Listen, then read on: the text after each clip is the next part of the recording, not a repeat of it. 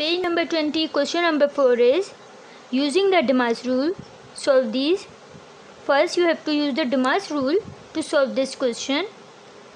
You can see the division first. So, in this question, there isn't division. Next, multiplication. There isn't multiplication. Next, addition. Yes, we can see addition here. So first of all, we have to add these two numbers, 8 plus 4. What is the answer? 8 plus 4? 12. Now copy down these sign. Now subtract this. 12 minus 3 is 9.